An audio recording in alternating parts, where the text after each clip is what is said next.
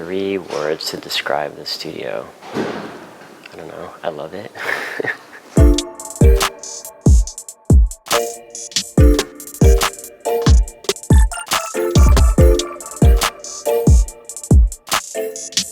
I am Daniel Arsham. I'm a visual artist. I was born in Cleveland, Ohio, but I've spent the better part of the last 20 years in New York City.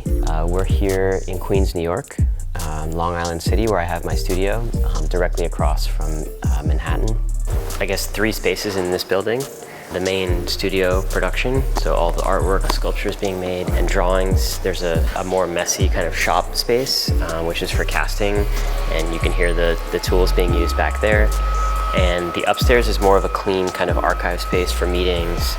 Hello everyone, this is Daniel Arsham. Very happy to be joining and creating my blog here on Xiaohongshu. Well, how did my work get known? I mean, I certainly started my career in an era before social media, 15, 18 years ago. At that time, I would say the work was not that well known. So I took many opportunities that were collaborative in nature. I worked with Adidas on 3 different pairs of sneakers, Dior. I worked with Tiffany recently.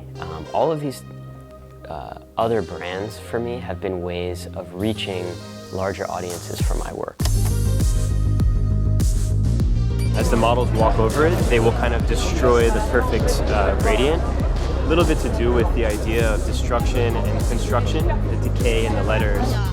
In the beginning, there was some critical understanding, at least from the art world, about as an artist, you shouldn't be working with brands in this way. You shouldn't allow them to use your work. But I saw it as I was using them and their reach to get to these audiences which may not be looking at art in general. And this is nothing new, right? Art has always been aligned with business. I think my art should be for everyone. I think that you should be able to find my work in galleries and museums, but also in shops and other places where people can access it in a different way. So this is part of the casting facility here. Some crystals getting prepared. This is some amethyst, which will be going into a couple works, and then various molds in process. These are 3 sort of large bear sculptures that I've been working on. Actually, these are a couple years in production. Some payphones, and up here is all older works. My childhood, my parents are not involved in the arts at all. My father was a banker and my mother worked in a law school. So very different from the universe that I ended up in. When I was a child, I don't know whether I really knew what an artist's life would be like or what an artist really did. I've always had a big desk because I'm a little bit messy in my thinking, so there's always kind of different things hanging around. And then there's usually some drawings that I'm in the process of making. So a bunch of different sculptural materials. This is clay that gets used in the mold making process. Some of the patinas for the bronze works. This is all mold making material here. It's a new piece that we're working on, which is a NASA astronaut that will be fully cast. I was always interested in science fiction and archaeology and time travel. When we go to a museum and we see an object from the past, we're told a story about this object, right? Where it's from, who are the creators of this object, what their civilization may have been like. Imagine if we're thinking about a camera or a cell phone or a computer, but as if we could see it 10,000 years in the future.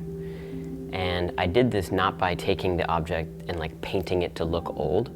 It was more about a material transformation. So could this object become crystal, volcanic ash? And there's something kind of strange, right? Unusual about seeing an object that you know. It's almost like you time traveled into the future, or perhaps the object was brought back, right?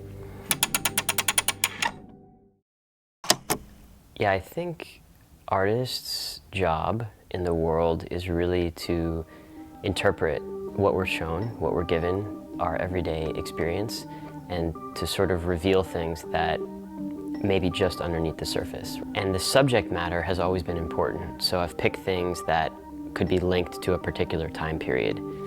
And I've also picked things that I found were resonant in many places around the world. A basketball, a sneaker, Pokemon, these things, you know, whether I show it in New York or Paris or Shanghai, everyone knows what those things are. And in that way, there's a kind of shared language, right?